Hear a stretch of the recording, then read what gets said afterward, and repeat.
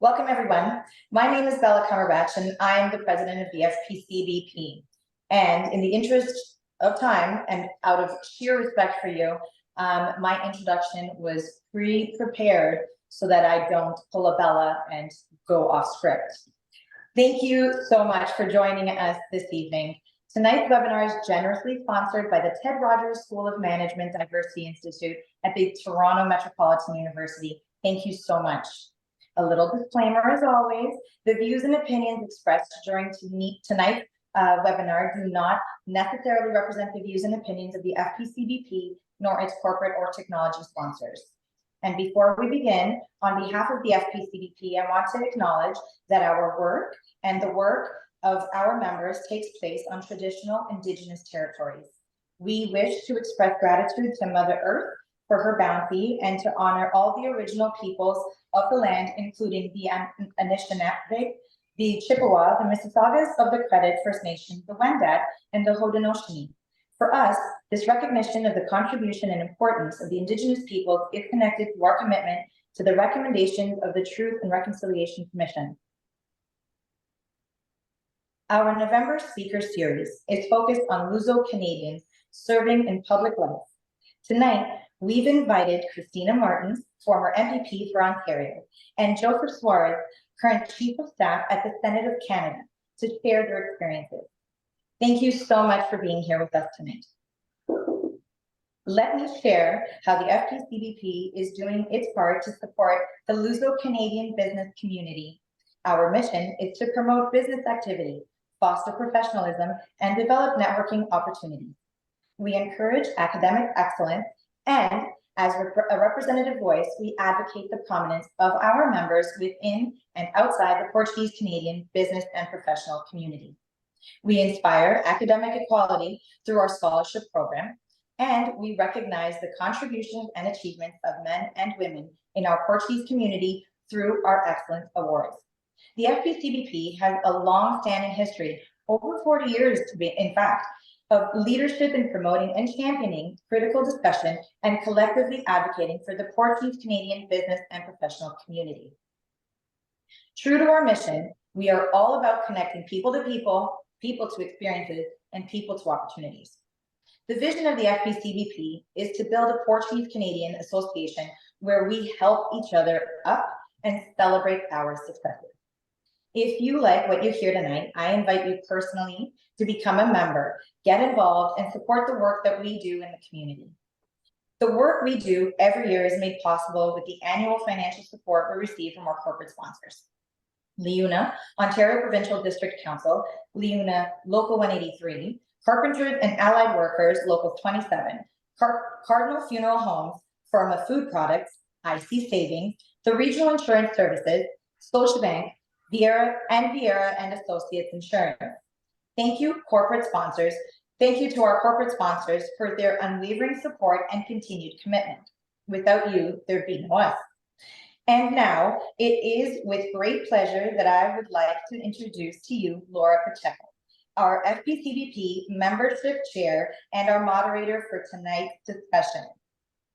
Laura Pacheco is currently the executive director of the Canadian Condominium Institute. Laura earned her MBA from Dalhousie University and holds the CPA designation. A lifelong learner, Laura recently completed her diploma in corporate social responsibility and sustainability from the University of St. Michael's College at the University of Toronto. I'm really proud of her. As a Portuguese Canadian, Laura is passionate about promoting Portuguese culture and history.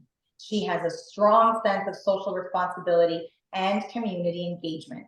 Please join me in welcoming Laura Pacheco. Muito obrigado a todos. Laura, over to you. Thank you, Bella. That was a very kind introduction. It is now my pleasure and honor to introduce our panelists for this evening. Cristina Martins served as Member of Provincial Parliament for the Toronto riding of Davenport in the 41st Parliament, 2014 to 2018. She was appointed as Parliamentary Assistant to the Minister of Citizenship, Immigration and International Trade in 2014 to 2016, and Minister of Economic Development and Growth in 2016 to 18. Born in Portugal and raised in the Davenport area of Toronto, Cristina is married and a mother of 2 boys, Andre and David. Joseph Soares has held strategic roles within various governmental departments as an advisor to the Prime Minister of Canada, and most recently as Chief of Staff for the Canadian Senate. His private sector experience spans entrepreneurship, strategic communications, and advisory services. This evening, we'll be taking questions from the audience, and we'll be posing these questions throughout the webinar.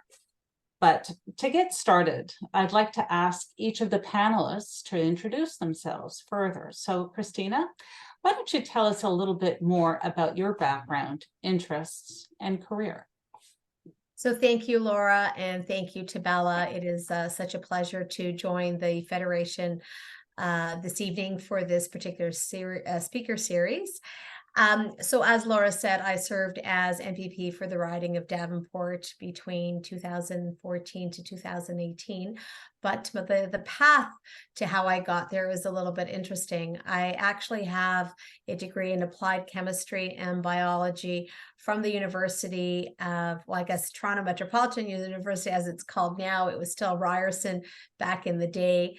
And I worked in the pharmaceutical industry for over 15 years, both here in Canada, in the US, and in Portugal, working in various roles from quality control, regulatory affairs, government affairs as well. And then after having worked in Portugal for almost 5 years, moved back to Toronto to get married and start a family, where I then continued to work for the pharmaceutical industry for a number of years. That's great. Thank you. And Joseph, why don't you tell us a little bit more about your background, interests, and your career path? Sure, Laura. Thank you. Thank you first for the invitation. Thank you for having me. I'm really pleased to be with everyone here tonight and with whoever's out there listening to us. So my journey began as the son of immigrants, Zurian immigrants from San Miguel. I was born and raised in Gatineau, Quebec, just across the river from Ottawa. So I had a front row seat to federal national politics on a day-to-day basis. We have a significant community here, just about 15,000 people. And so I grew up in our, surrounded by the community, participated in various community events, church, etc., the traditional things that we all are familiar with. I witnessed, I guess, the dedication of my parents to the community, to hard work. I think we're all instilled with those core values that bring us to consider what we want to do with our own careers and future. And so early on, I got engaged in volunteering, door-to-door canvassing for political campaigns, local organizing. And I guess those grassroots efforts were, well, they weren't just about politics. They were about understanding and addressing the needs of our community and participating. So I think that's how it all started.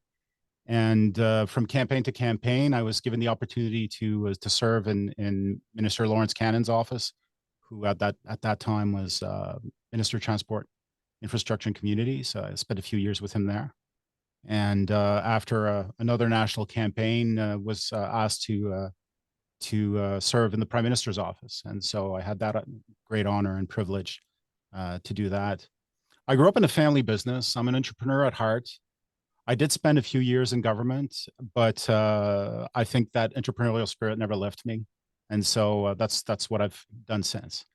But I did spend about 15 years in government in various departments, the Treasury Board, Transport Canada, the Privy Council office, and most recently at the Senate as a Chief of Staff.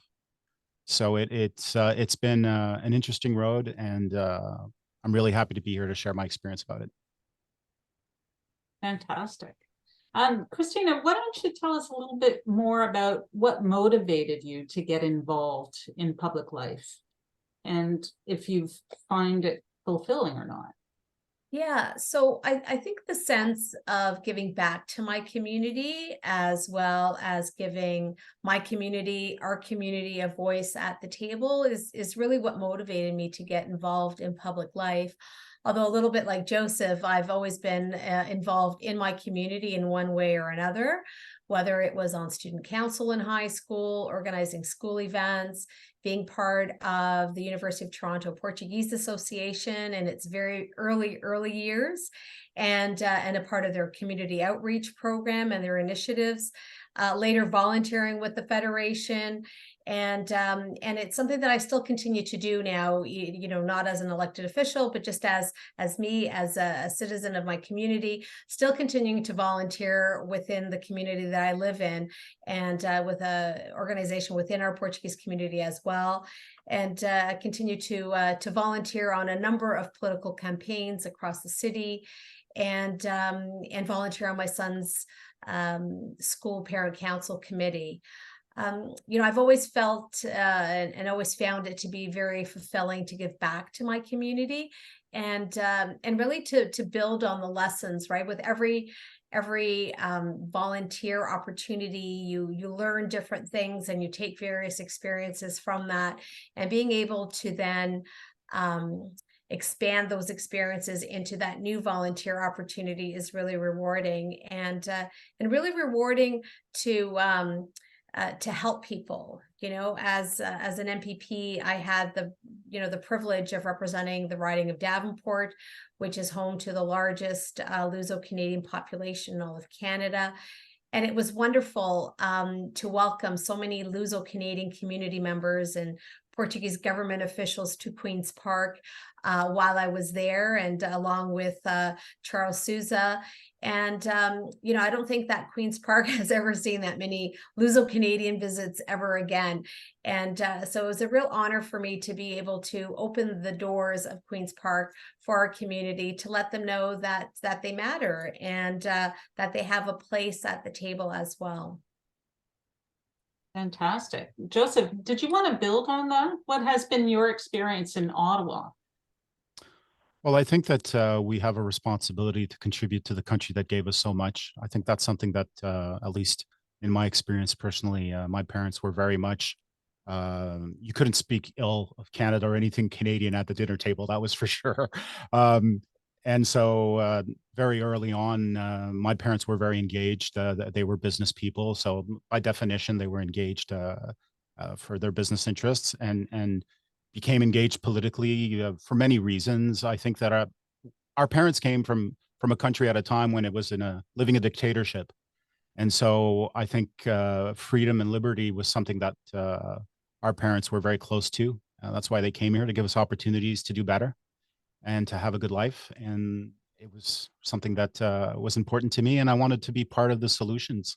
I didn't want to just be on the sidelines. I wanted to get into the action and have a voice, and give a voice to my community and to the people that matter to me. And those are the things that still motivate me today. Fantastic. Continuing, Joseph, what particular lens do you think Luso-Canadians can bring to public life in Canada? You touched on that, and Cristina, I'm going to ask you to build on it. But I thought I would just start with you, since you were on that train to begin with. Yeah, I think we bring a unique perspective that fuses traditional Portuguese values with Canadian ideals. I think we have the benefit of both, having been raised in a particular environment, culturally speaking, and having some strong core values. I think family is important to all of us. I think community is important to all of us. I think the sense of sharing and giving back, those are all things that are really strong and core to who we are as individuals and as a community. And so I think those are significant considerations for people of Portuguese background in Canada. Agreed. Cristina, would you like to add to that? Yeah, so I completely agree with Joseph and what he's said in terms of the values of the Portuguese community, and where we came from, and the values that are instilled in us as second generation Portuguese, or even first generation Portuguese. And I think that when we think about Canada and the number of people that continue to immigrate to Canada, and still calling Canada home and wanting to live in Canada, because it really truly is one of the best countries to live in. I say one of the best because I'm very biased about Portugal. But I think that the The immigrant lens is a very important lens to bring to public life and to public policy, and having an opportunity to share the experiences of an immigrant coming to a new country, not knowing the language, not knowing the system, trying to navigate the system, and trying to overcome hurdles that exist to newcomers when they first come to a new country like Canada. I think that having that experience as a community is something that they can bring, or our community can bring to the table when helping to shape new policy for newcomers to the country. We also, one of the things that we worked on in my office when I was MPP was with the undocumented workers in Ontario specifically, but all of Canada. But there's a large number of undocumented workers in Ontario, and a large percentage of them continue to be Portuguese. So I think, again, that experience as an undocumented worker in Canada, and what do we need to change at a federal level, at a provincial level, to find a path to citizenship for these types of immigrants. So there is a number of different things that I think our community can bring to the table to help to shape and form policy.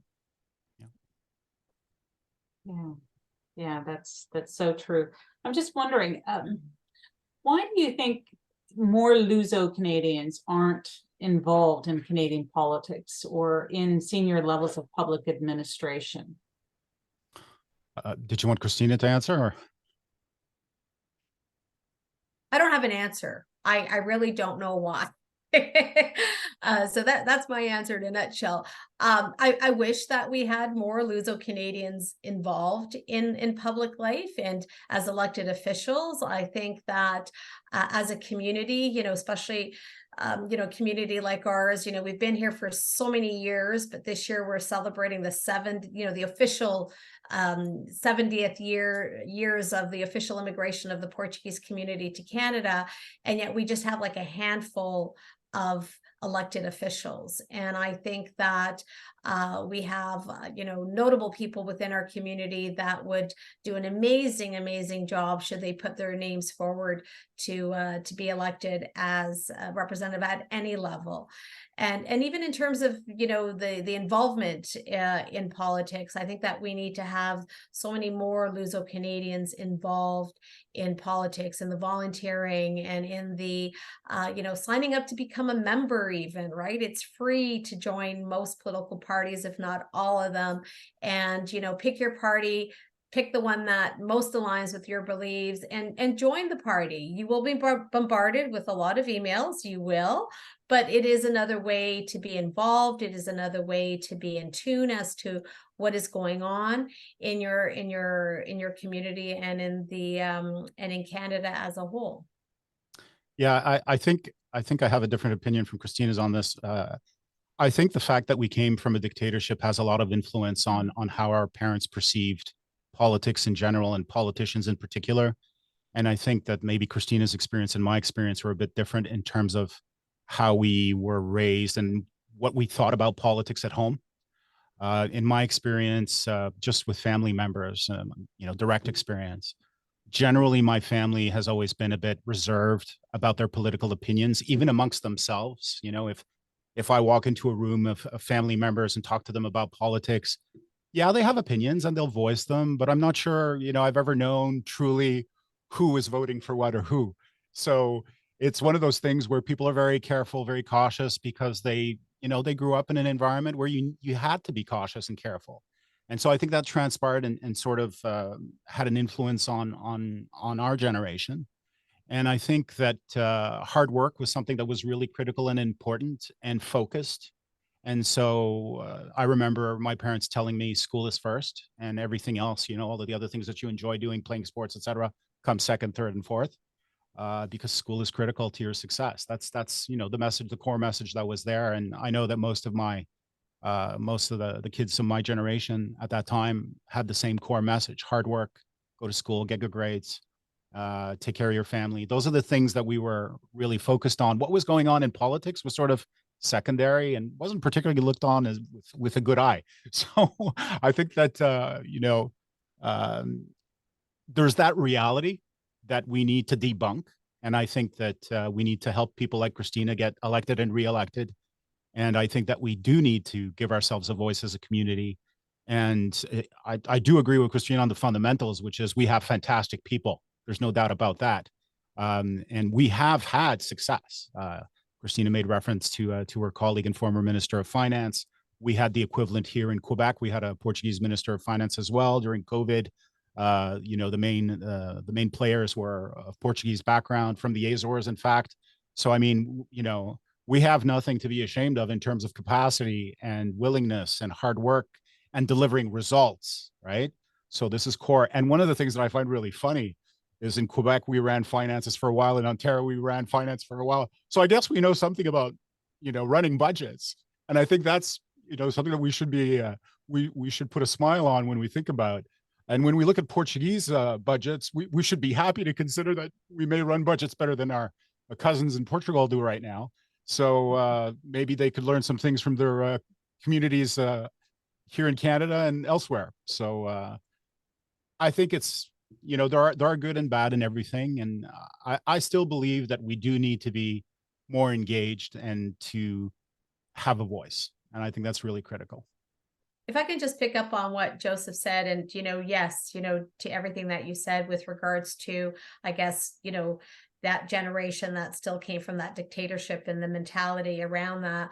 But I get a sense that we've almost moved beyond that, right? Because that would have been my parents' generation. So they're in their 80s, right? So we have a whole slew of people in their 50s and 60s, which is still young, that can get involved and perhaps choose not to. So I think it's critical that we start to focus on the youth, right? Sure. But we're talking about elected officials. But when you then, part of the question was, I think, about public life in general or public administration, and we'd probably be surprised of the number of Portuguese or Luso-Canadians that are in government, whether it's chiefs of staff, directors of policy, working in constituency offices, like Joseph at the Senate. I hadn't ever met Joseph, so it's such an honor also to meet him and to know that we have Luso-Canadians engaged at that level as well. And I think that elected officials, we don't have enough. We need more. And I'm not suggesting that we have enough at the public service level either, but we'd probably be surprised that there is a large number of Luso descendants. I know that provincially we even had an associate deputy minister that was Luso-Canadian, right? So it's just digging them up and trying to find these individuals. Absolutely. Absolutely. I think part of our culture as well, we're not loud and proud, right? We just put our heads down and we're hardworking and that's what we do, right? Yeah. We get the job done and we deliver results. That's what we do. Absolutely. Absolutely. But I do agree with do to get the job done, right? Yeah, but I do agree with the point that Cristina was trying to make about our surprise to seeing the number of people. In the corridors of government in Ottawa, I see a lot of community members. I think one of the things we need to keep in mind is our community is probably one of the most successful communities in the sense that it's probably one of the communities that best integrated into the Canadian society. So, if there isn't a Portuguese name, you can't really know if there. So because we're really integrated and we're doing the work and we're pulling our sleeves up and getting it done. So there is some truth to that. I think we would be surprised. I do agree with Cristina that pleasantly surprised would be the emphasis that I would say. We're everywhere really in terms of the mechanics of government. It's at the leadership level. I think in time, I think we're still a young community, relatively speaking, even if we've been here officially for 70 years. But I mean, the larger chunks of the community are still young. And so, and progressing and getting involved. And I do see more and more young people involved at all levels, both politically and in government in general, at the director and up level. So I think I'm encouraged to see what I see every day in Ottawa, generally speaking. Now, do you have any practical insights for those looking to get involved in elected politics? So we're good behind the scenes, but any thoughts on what to do to get involved and be elected into office? Because the skill set, I think, is a little different, right? Yeah, start local. My beginnings in local organizing really laid the foundation for understanding the practical politics. Networking is key. Building relationships across various levels of government communities, I think was invaluable to my personal journey. Stay true to your values, to who you are, where you come from, what matters to you. There are different ways of getting involved. It doesn't have to be political. It can be issue-based. Find something that matters to you and jump in. That's my word of advice. And I'm going to just say ditto to everything that Joseph said. I think that, you know, staying true to your values is important and it's core. All of the networking is I mean, it's so important, fundamental. And also all of the volunteering and getting involved, very, very important. But I would almost go, you know, taken to the next level in terms of, okay, now I'm deciding, do I want to run? Don't I want to run? And what do I need to have in place? And I think it's very important that you have your circle around you so that you have a supporting partner, your family, your kids, your friends, and you've got that tight knit, you know, circle around you that's going to be there when days get tough, because days will get tough and you're going to need that type of support as well. And so very important to have the support of your partner and your family to be able to do the job well, I think. So Yeah, your community is your network. Engage with local groups, volunteer. That's, you know, that's how most of us progressed in our environments, volunteering on a local campaign, a municipal campaign.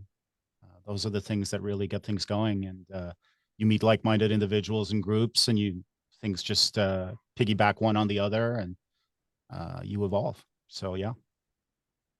Networking is one of those words that's used quite a bit these days, and it means different things to different people. Can we talk a little bit about your individual networks and how you grew them? There's organic and inorganic sources, I think, of networking, but just what worked for you and what might work for someone else who wants to start to grow their network? I think just being involved, right? I think that, you know, and it could be something as simple as a local issue, right? So you may have a local neighborhood association that, you know, that come together around an issue and you get involved. And so there'll be meetings, there'll be town hall meetings, there'll be different discussions. And I think that that's one way to get involved. And attending the various events as well, right? And you slowly start to build that database and you make those connections. And it's always interesting because, you know, the community is large, but yet it's so tiny because someone that we know knows someone else. And I think that just maintaining those contacts, you know, the simple phone call or an email, it really helps in maintaining the contacts and that network. And before you know it, that network begins to grow. So I think finding an opportunity to volunteer, to get involved, an event that might spark your interest. And, you know, I'm almost, you know, looking, you know, saying this and thinking about things that I tell my kids, right? So my son's second year at TMU. And so, you know, he's getting involved in his program there and being part of the Portuguese Association there. So he's growing his network, right? So I'm, you know, this message is, you know, for everyone, but really for the youth, because I think that we need to start getting the youth really engaged so that we could then, you know, a number of years down the road say, look, now we've got so many Luso-Canadian elected officials and so many Luso-Canadians in public service.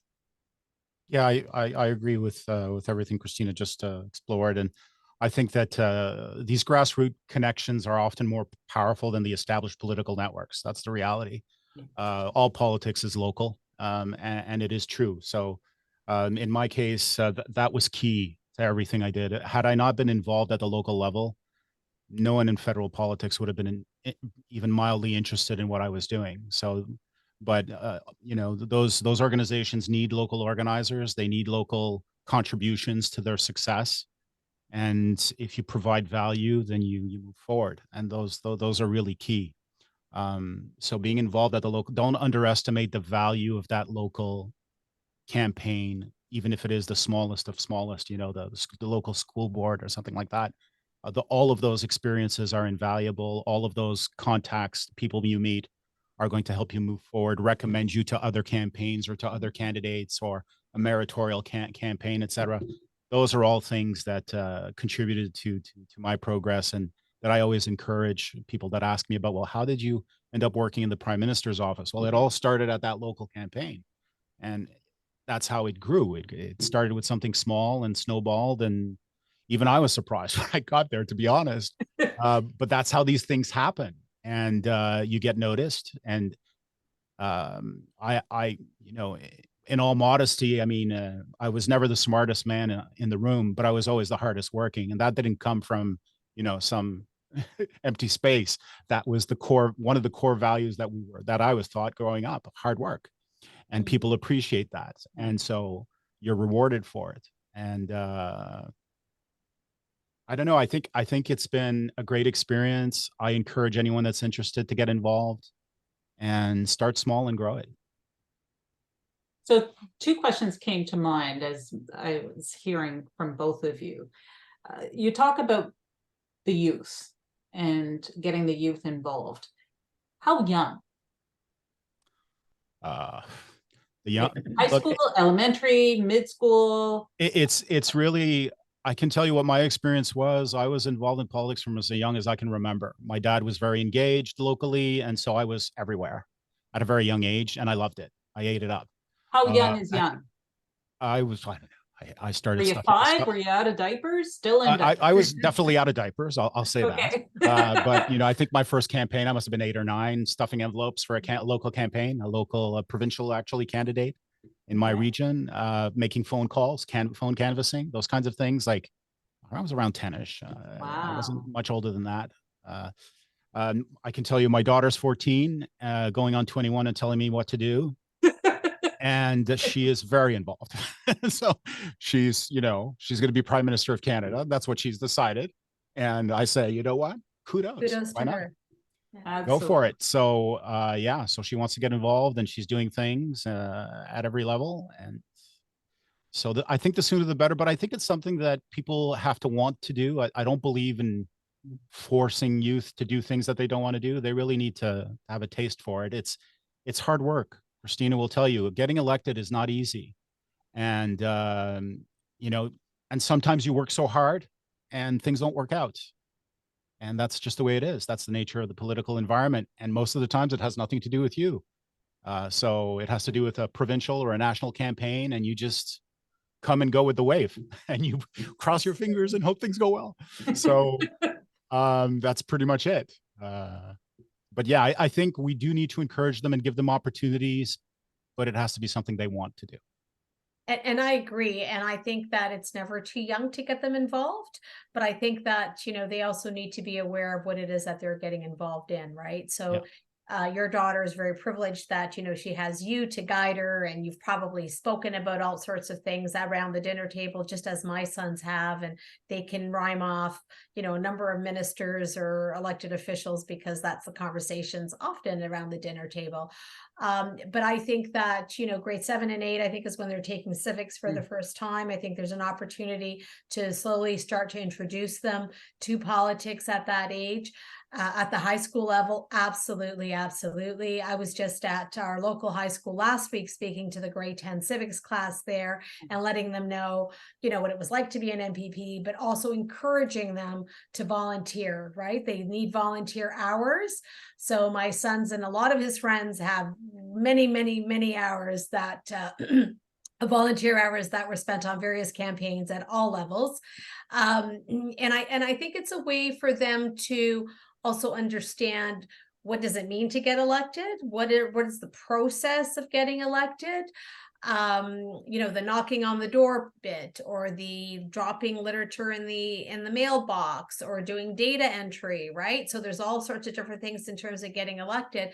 But when I speak to the students, I also speak to them in terms of ensuring that they recognize that they have a voice, right? So they may not want to run for office, but they may want to change something within their school. They may want to change something within their community.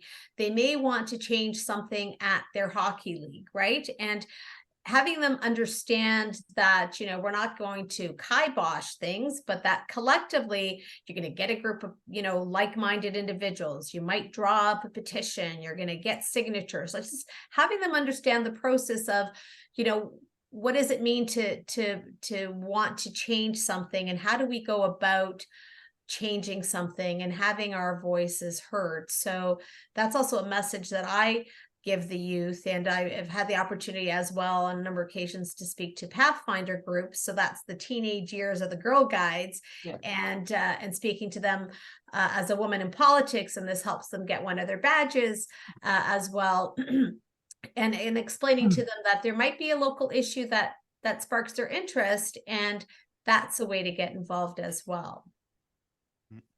Right. Well, we have a question actually that's come in from our audience, and it comes from Miguel, and he says, do you feel there's a disconnect with Luso youth with their Portuguese heritage that prevents them from getting involved with the Portuguese community and in politics? A disconnect. Mm-hmm. Well, I think kids are connected to their environment and to what's going on around them. I think I think the kids that I've seen are very engaged and very interested, disconnected from their community.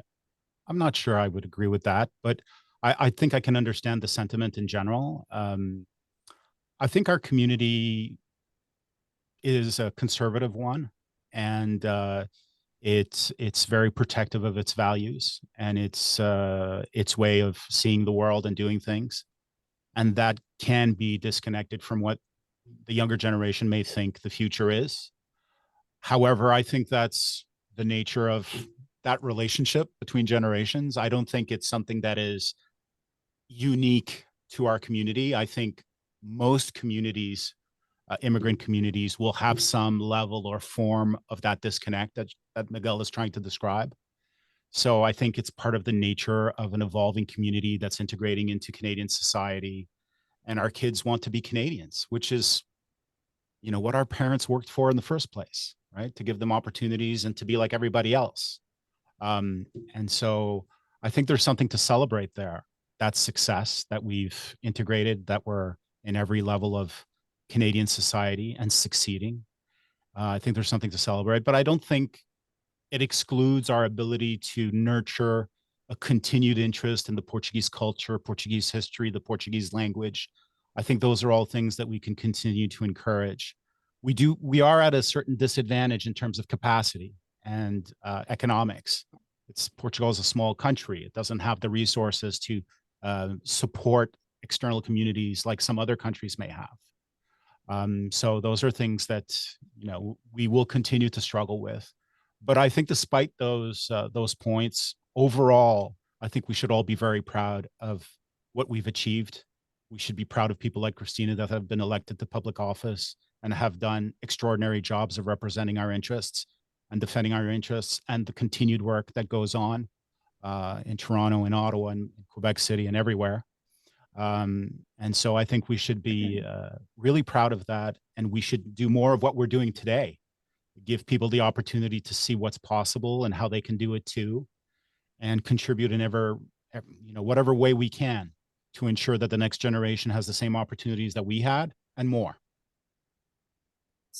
So I think that there might be a little bit of a disconnect, and I'm not sure if it's between the heritage and them not getting involved, but perhaps what Joseph spoke about earlier, which is the lack of interest or the lack of involvement of a certain generation of Portuguese immigrants, right? Because of the dictatorship, and that wasn't part of the discussions and all of that, right? So there might be a little bit of a disconnect there. But I think that, to Joseph's point, I mean, these types of forums are amazing, right? And any opportunity that we get to showcase elected officials, former elected officials, people in public service, people that worked in public service, just as role models, or, here's another career option for you. I think that is important. And I think that, I guess showcasing, as you are here this evening, I think is important, so that our Portuguese youth sort of has this, oh, okay, well, they did it, I can do it too, or I can try, or I'm interested, how do I get involved? And let me ask them questions, right? So, I say I speak at my son's high school, and I speak to the Pathfinders, and there's no Luso-Canadian youth in any of those groups, and it'd be wonderful if we were given that opportunity to be able to speak to the youth more about politics and about getting involved. And there are many that do within our community, but I feel that we really need to have more. So. Yeah, I agree with that. And I think that the key component, if we look at other immigrant communities in Canada that are successful, or can I say a little more successful than we are, I think they're very good at getting organized, at bringing their resources, pooling their resources, be it human resources, be it financial resources. And when one of their community members runs for office, whatever differences they have, they put aside. We're getting this girl or this guy elected. And I've observed, other communities and how they're organized. I've worked on campaigns for candidates of other communities in Canada, and I've seen that firsthand. And I've been massively impressed. And some of them have been in Canada longer than we have.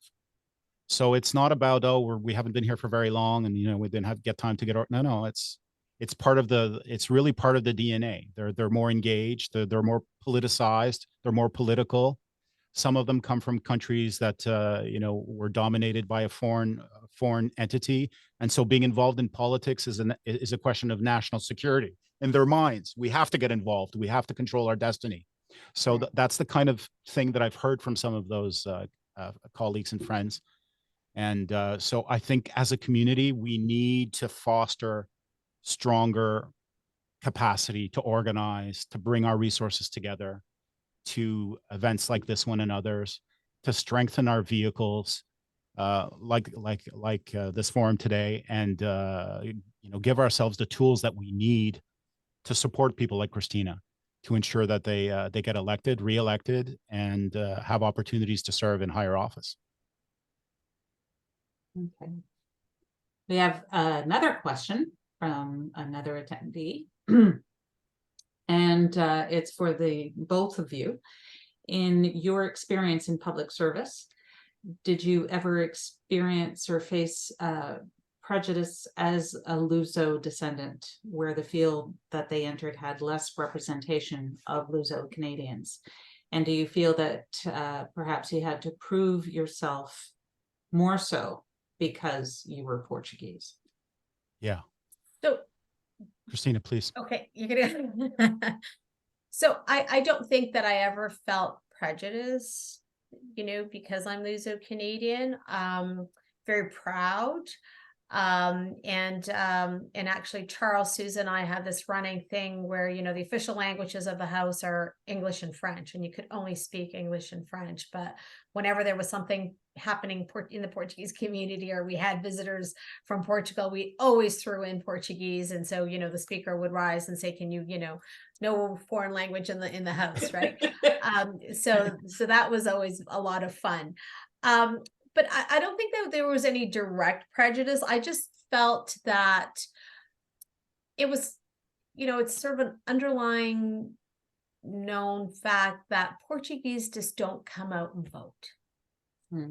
And so kind of felt like you had to be louder to represent the community. Well, they don't vote, but they care.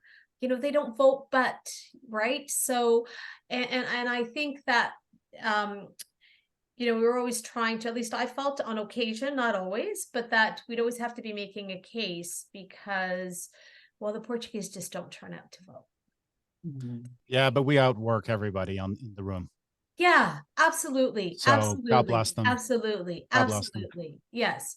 So But, any direct prejudice because I was, no, there was nothing. And, if anything, and this is one of the reasons why I believe that we need to have more representatives at all levels of government, and not just within the Portuguese community, but with all the ethnic groups that we have across Ontario and in Canada. And that's what makes us so wonderful as a country, is because when, me being Luso-Canadian and representing the riding that I did, but even if I had constituents, or I had rather people that did not live in Davenport but wanted to speak someone in Portuguese, they would often call my office.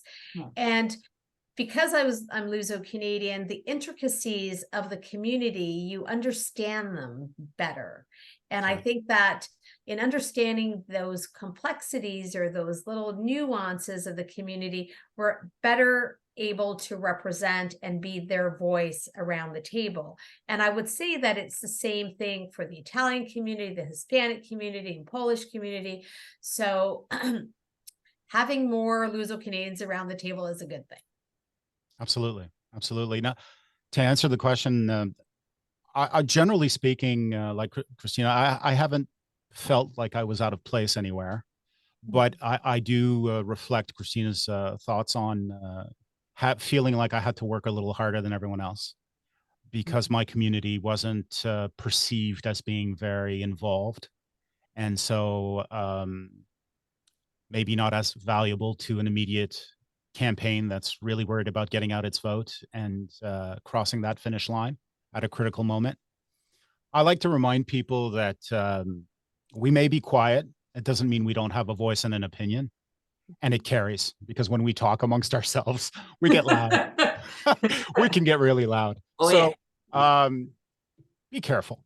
Don't underestimate any electorate. And I'd say about mine especially. And a lot of the campaign workers, these are good people that give their time and come in and do things. It's really useful to have Portuguese campaign workers. They're really, really useful. They can do a lot of things that are needed, putting up signs and things like that. So, I mean, those skills are very useful. So, but I have had, I think every immigrant or immigrant son or daughter has had moments where their name was pronounced in a certain way. And I remember being asked, "You're not Canadian, are you?" It is what it is. It doesn't bother me personally. I think it's just part of the deal. I don't let it get to me when it happens. For the rare few times that it did happen, as my mother would say, we're all God's children. Less so now, though, right? I think so. And as my mother would say, we're all God's children. Yeah. So I mean, I think you need to laugh and to take it for what it is, a moment of weakness, a punctual moment of weakness for a particular individual, and just laugh it off and move on. But generally, I think that Christina's right. I mean, our community isn't exactly perceived as being involved, and that perception is something we have to work on. And I think that the more people like us get involved and are involved in public discourse, it's going to be a little harder to make that case later on. Fair enough. Miguel is saying great points. Thank you. How can we strengthen the Portuguese community, encourage people of all ages to get involved in the community and politics and make an impact? How do we encourage people? How do we do that? Well, I think if we do more things like we're doing today, I think those are good things to do. I think giving the opportunity to people to see what's involved and what you need to do or what you can do, I think those are all positive elements. More of this is really in sum what I think is necessary, and be generous. I know that I spend a lot of time with people, reach out to me, ask me my advice about my experience and how I did it or how I did this or that.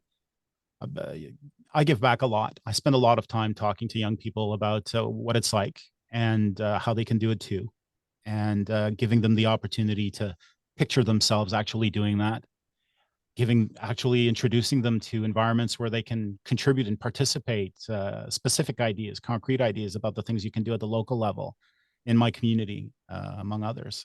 And so I think those are the kinds of things that we can individually do The other things that Cristina was describing, going to schools, talking to your local girls and boys clubs. So those are all things that bring value wherever the opportunity presents itself.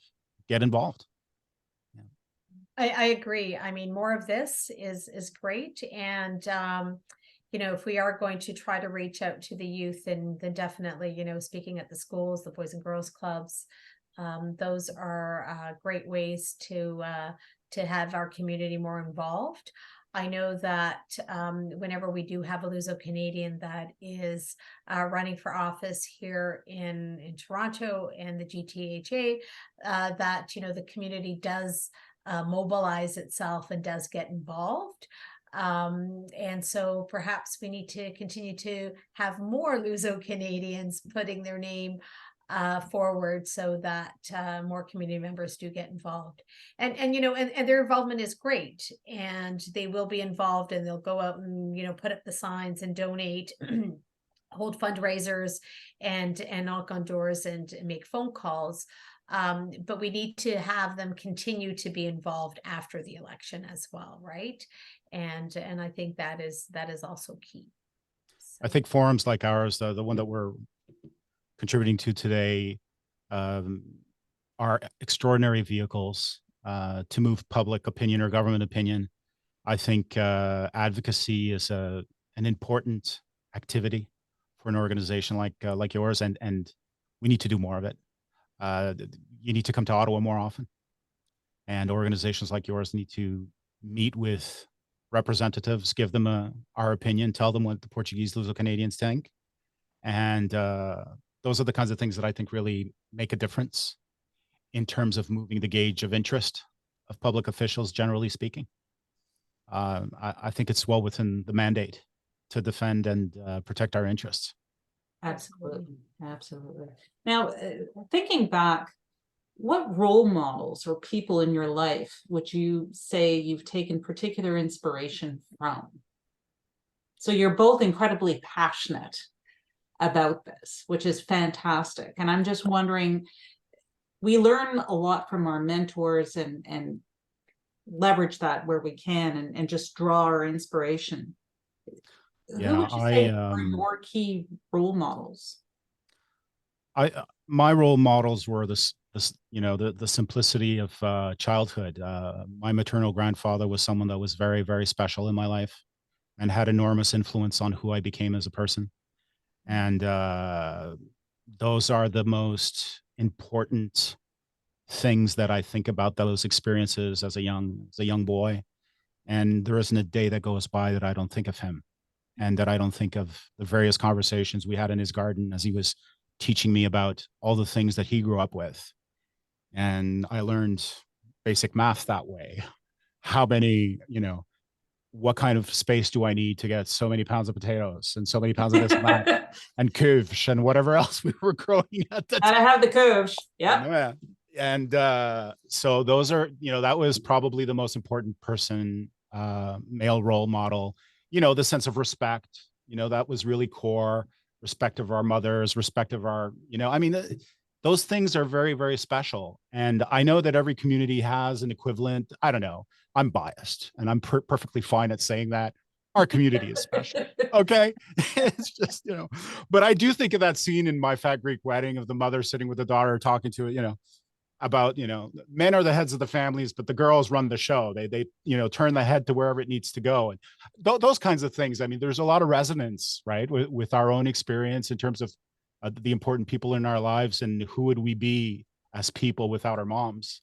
And I think that every Portuguese child or descendant will tell you an equivalent story about the importance of our moms and their roles in making us the people that we are. From a political point of view, name a name in political Canadian history, and I'll say, yeah, in some way or fashion, that person I observed and admired and looked at as a young boy. My first conservative convention in 1984 was here in Ottawa when Brian Mulroney was elected as the leader of the party at that time. Yeah, that was a big moment for me. I mean, had it been a federal Liberal campaign or leadership at that same date, at that particular moment, probably would have been there too. You know what I mean? So it's all of those things have impact on us, our environments. But I think our heart is always with the basics. And it really goes back to who we are as people and why we do what we do. So I second that Portuguese moms are pretty special. No bias there. No bias there. I love that. And I think a little bit like Joseph, I guess, if I'm to think of one political figure, I think there's many, right? So I'm from the other side, I'm from the other across the aisle, so I'm from the Liberal team here. And so a lot of different people where you kind of grab different things and say that, I resonate, that resonates with me or doesn't. But as Joseph said, I think at the core, I think that my parents really are the people that, really shaped who I am. And, my mom, Portuguese mom, obviously, absolutely 100%. But my dad as well, who's very politically engaged and involved in his own way, and worldly in terms of, lots of different knowledge that I can pick his brain on as well. So, and always, words of caution as well that come from him, right? So I think that, at the core, yeah, my parents are really the role models that have shaped me into who I am, and can be happier for that. Fantastic. Well, we've got 3 minutes to go. We had one last question. I'm just going to throw it out there, and I'd love to have your feedback on it. Historically, the Portuguese community has not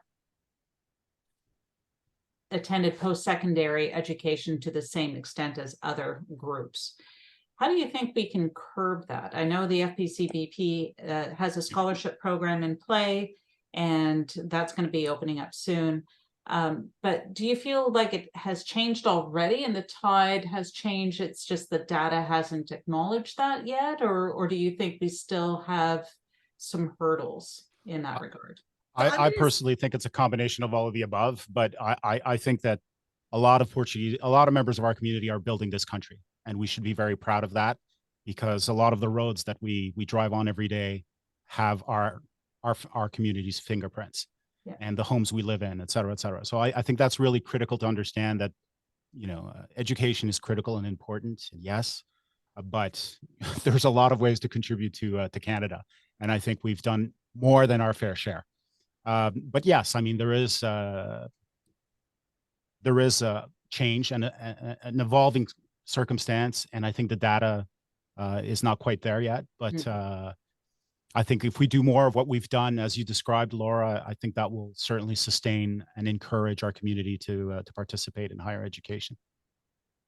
And so I've always struggled with this data, and I don't, I haven't analyzed it. I don't know that I've seen it all all the raw data, but I often question, because I think that we have moved the dial on that rhetoric, right? And it's just a matter of perhaps updating the data, because I'll question. So when you're filling out the survey, does it specifically ask, are you Portuguese? Are you first generation? Are you second generation? Is your mom Portuguese, or is your dad Portuguese? Like, how is the survey filled out, right? And I speak from experience in my family, where I have family members that are not married to Portuguese, so their children are mixed, whether it's Italian Portuguese or Portuguese and Greek, Portuguese and Polish, whatever it is. And so that student would be filling out this survey. Are they going to identify themselves as Portuguese? Are they just going to say they're Canadian? Are they going to say they're Greek, or they're Italian? So it'd be kind of interesting for me to better understand the data, how that data is captured. Maybe it's there and I haven't seen that, or I haven't been told that, because I think that we do have a large number of Portuguese youth that do complete high school. I think it's changed. I agree that at one point it may have been low, and I think it still is low. I think that there is work that needs to be done to change that. There may also be other reasons, right? So I spoke about the undocumented workers initially, or at one point during this session this evening. And we know that with education system in Ontario, so all children are entitled to go to school and have their schooling. And so that's true up until grade 12. So after that, if you have a child who, and this is regardless of their status in Canada, right? After grade 12, that changes now, right? Because now it's high school, they don't have status, so they may be classified as out of province or international students, so then it becomes very expensive for them to go on to university. So there's a whole slew of different factors that potentially might influence that number. But how do we change it overall? Because I still think that the number is low. Forums like this, speaking to the youth, maybe after school programs for the Portuguese youth that are struggling. I know that there is a Portuguese organization in our community that offers free tutoring on Friday nights for students. So I think those types of initiatives are great, and we need to continue to offer those to the youth of our community.